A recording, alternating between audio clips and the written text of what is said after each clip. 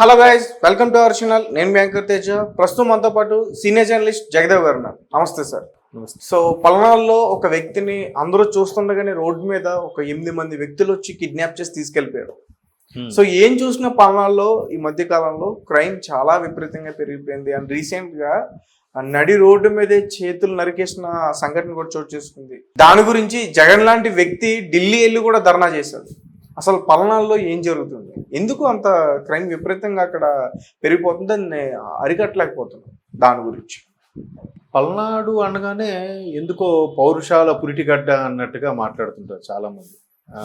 ఇప్పుడు కాదు, బ్రహ్మనాయుడు, నాయకురాలు నాగమ్మ, బాలచంద్ర అప్పటి నుంచి కూడా పల్నాడు యుద్ధం జరిగిన విషయం అది మన చరిత్రలో చదువుకున్నాం. సో అప్పటి నుంచి కూడా పల్నాడు అని అంటే ఆంధ్రప్రదేశ్ చరిత్ర తీసుకుంటే ఒక బొబ్బిలి యుద్ధం, ఒక పల్నాడు యుద్ధం అనేది చాలా గొప్పగా చెప్తారు, కథలుగా చెప్తారు.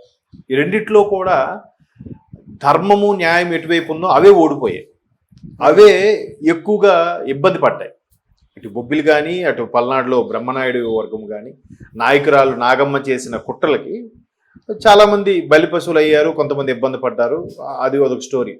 సో అప్పటి నుంచి కూడా పల్నాడు అంటే ఒక పౌరుషం, ఒక అంటే చరిత్రపరంగా అబ్బా బ్రహ్మనాయుడు లాంటి వ్యక్తులు ఉన్న ఇది అన్నట్టుగా చాలా గొప్పగా ఉండేది. అయితే ఇప్పుడు ఈ మధ్యకాలంలో పల్నాడు ఎందుకు అలాగ అయిపోతుంది, ప్రతిసారి కూడా క్రైమ్ రేట్ పెరిగిపోతుంది, అక్కడే అన్ని ఇన్సిడెంట్ ఎందుకు జరుగుతున్నాయి, ఎందుకు లేదా జరుగుతున్నాయా, జరిపిస్తున్నారా లేదా యాదృచ్ఛికమా అనేది మీ ప్రశ్న. ఒక్కొక్కసారి ఒక్కొక్క సీజన్లో ఒక్కొక్క దారి ఎక్కువగా జరుగుతూ ఉంటాయి. అది అంత మాత్రాన ఆ ప్రాంతానికి ఆపాదించడం కరెక్ట్ కాదు. ఎందుకంటే ఒకప్పుడు కాదు, ఇప్పటికి కూడా రాష్ట్ర రాజకీయాల్ని ఆంధ్రప్రదేశ్ పరంగా చూస్తే, ఉమ్మడి ఆంధ్రప్రదేశ్ పరంగా చూసినా రాష్ట్ర రాజకీయాలని ఎప్పుడూ శాసించేది కృష్ణా గుంటూరు జిల్లాలే. ఎందుకంటే ఎందుకో మరి అంటే వాళ్ళ ఇంటలెక్చువల్ స్కిల్స్ కానీ వాళ్ళ మేధా సంపత్తి కానీ డిఫరెంట్గా ఉంటుంది. అది బిజినెస్ అవని, రాజకీయం అవని, లేదా కళారంగం అవని, సినిమాలు మీరు అబ్జర్వ్ చేయండి. ఎక్కువగా ఎంటర్ప్రీనర్స్ కానీ, రాజకీయ ప్రముఖులు కానీ, సినిమా ప్రముఖులు కానీ కృష్ణా జిల్లా నేపథ్యం ఉన్న వాళ్ళు ఉంటారు ఎక్కువ, మీరు అబ్జర్వ్ చేస్తే. సో అలాగా అంత మాత్రాన మిగతా వాళ్ళు లేరని కాదు. ఇప్పుడు కృష్ణా జిల్లా బెజవాడ అనేసరికి అబ్బా బెజవాడ నుంచి సినిమాలో కూడా డైలాగులు ఉంటాయి, బెజవాడ నుంచి రౌడీలు తెప్పించాను, వాడిని వేసేయడానికి ప్లాన్ చేశాను అన్నట్టు సినిమాలో డైలాగ్ చెప్తుంటారు. అంటే బెజవాడ అంటే ఎక్కువగా రౌడీలు ఇలా ఉంటారు అనే అపోహ కూడా కొంతమందిలో ఉండేది. సో అది ఇప్పుడు లేదు, రాను. అలాగే పల్నాడు అంటే పౌరుషాలు ఇట్లా ఉండేది అనిపించిన సందర్భంలో ఈ మధ్యకాలంలో ఒక వైసీపీ కార్యకర్త ఇంకో వైసీపీ కార్యకర్త నరకడం, తర్వాత ఇప్పుడు ఇందాక కొద్ది గంటల క్రితం ఒక ఆటోలో వెళ్తున్న వైసీపీ కార్యకర్తని కొంతమంది దుండగులు వచ్చి కిడ్నాప్ చేయడం, అంతకుముందు మాజీ ఎమ్మెల్యే పిన్నెల్లి గారు అదే పల్నాడు ప్రాంతానికి చెందిన ఒక బూత్లోకి వెళ్ళి ఈవీఎం మిషన్ తీసుకొచ్చి అందరిలో సమక్షంలో పగలగొట్టడం, ఇవన్నీ జరిగాయి.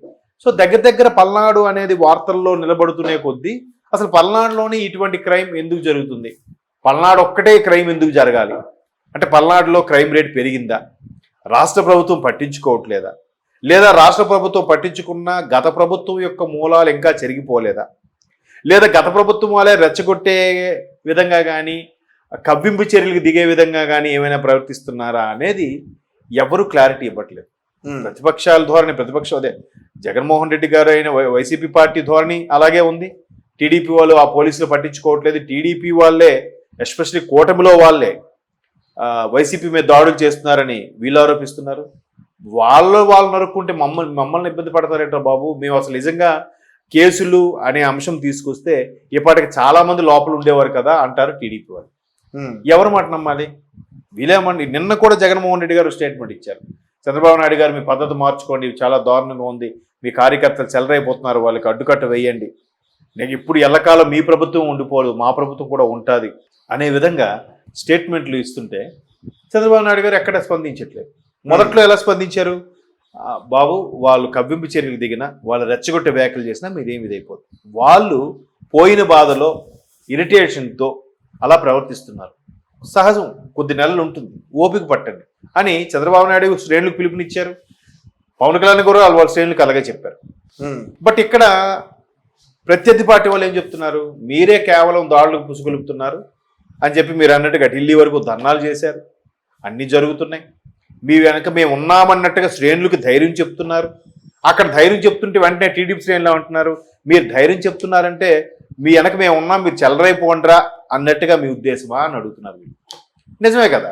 ఇప్పుడు వీళ్ళేమంటున్నారు, సమయం పాటించానని వీళ్ళు అంటున్నారు, కూటమి వాళ్ళు ఏమంటున్నారు, ఎల్లకాలం మీ ప్రభుత్వం కాదు మా ప్రభుత్వం ఉంటుంది, మాకు టైం వస్తుంది అని అంటున్నారు. అంటే అర్థం ఏంటి? సరే కాముగా ఊరుకోవాలని చెప్పట్లే, మాకు కూడా సమయం ఉందని ఉంది అన్నట్టుగానే చెప్తున్నారు. ఉమ్, ఒకవైపు ఇలా ఉన్నాయి వ్యాఖ్యలు, ఇంకోవైపు అలా ఉన్నాయి వ్యాఖ్యలు. సో ఎవరి వెర్షన్ వాళ్ళతో జనరల్గా వీళ్ళేమంటారు, గత ప్రభుత్వంలో మమ్మల్ని అల్లాడించారు, చాలా ఇబ్బంది పెట్టారు, ఇప్పుడు మేము కనీసం వాళ్ళ అన్నదానికి మేము చర్యలేని తీసుకోకపోతే చేతకాని వల్ల చూస్తున్నారు. సరే ప్రభుత్వం ఎలాగో చర్యలు తీసుకోవట్లేదు, కేసులు పెట్టట్లేదు, సరే అని ఫోన్లు అని ఊరుకుంటుంటే మీ ప్రభుత్వం చేతకాని వాళ్ళరా అని చెప్పి మరికొంచెం రెచ్చగొట్టే వ్యాఖ్యలు చేస్తున్నారు. ఉమ్, తప్పు చేసిన వాడికి శిక్ష పడితే వీడిని చూసి ఇంకొకటి వెనక్కి తగ్గుతాడు, శిక్ష పడకపోతే ఏమవుతుంది, ఇంకా ఒకటిని చూసి ఇంకో 10 మంది తయారవుతారు, రెచ్చిపోతూనే ఉంటారు. ఇప్పుడు దీనికి సంబంధించి నేను 2-3 సార్లు కూడా ఎగ్జాంపుల్ చెప్పాను, మళ్ళీ ఒకసారి చెప్తాను. ఒక నియోజకవర్గంలో ఆ పర్టికులర్ ఎమ్మెల్యే దగ్గరికి వైసీపీ వాళ్ళందరూ కార్యకర్తలు అందరూ వెళ్ళారు. అంటే గతంలో ఎవరెవరైతే అరే మాదే ప్రభుత్వం రా, మీరు వస్తుంటే మీరు సైడ్కి వెళ్ళిపోవాలరా అన్నట్టుగా వ్యవహరించిన వీళ్ళందరూ కూడా ఉమ్, ఇప్పుడు వీళ్ళు కూటమి ప్రభుత్వం వచ్చింది కాబట్టి వీళ్ళు తగ్గుతారా, ఇప్పుడు మా ప్రభుత్వం రా నువ్వేం పీకుతావురా అన్నట్టుగా మాట్లాడుతున్నారు. సో వీళ్ళు ఏం చేస్తున్నారు తెలివిగా, వైసీపీ వాళ్ళు ఆ స్థానిక ఎమ్మెల్యే దగ్గరికి వెళ్తున్నారు, టీడీపీ ఎమ్మెల్యే దగ్గరికి, అయ్యా మీరే మమ్మల్ని కాపాడాలి, రక్షించాలి, ఉమ్, ఏమైంది మీ వాళ్ళు మమ్మల్ని కొట్టే ప్రయత్నం చేస్తున్నారు, చంపేస్తారంటే గత ప్రభుత్వం కసి మా మీద పెంచుకున్నారు అన్నట్టుగా చెప్తున్నారు.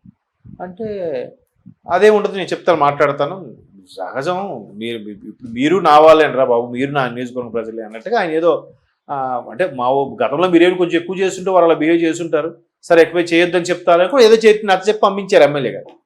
బయటకు వచ్చి వైసీపీ కార్యకర్తలు ఏం చెప్తున్నారంట, ఎమ్మెల్యే గారు మమ్మల్ని పిలిచారు, డబ్బులు అడుగుతున్నారు, ఉమ్, డబ్బులు ఇవ్వండి లేదంటే ఊరు పారిపోండి, లేదంటే మా వాళ్ళు మిమ్మల్ని వదలరు అన్నట్టుగా తిరిగి ఎమ్మెల్యే గారు మమ్మల్ని బెదిరిస్తున్నారు అన్నట్టు బయటకు వచ్చి చెప్తున్నారు.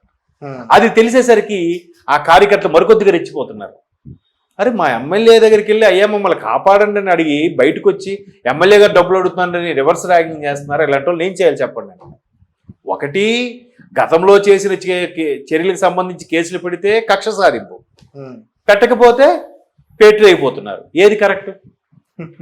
ఒకవేళ కేసులు పెట్టినా కూడా కక్ష సాధింపు, నేను కడిగిన ముత్యంలా బయటకు వస్తా, న్యాయమే గెలుస్తుందని పిడికిలు బిగించి మరీ చెప్తున్నారు, ఏది నమ్మాలి?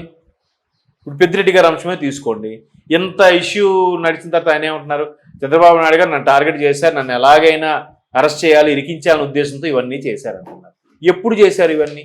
ప్రభుత్వం వచ్చిన వెంటనే చేయలేదుగా.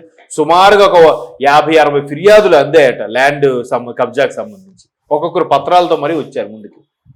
అప్పుడు ఎంక్వైరీ చేయిస్తే దాని మూలాలు వెనక ఈయన ఉన్నారేమో అని అనుమానం వ్యక్తం చేస్తున్నారు.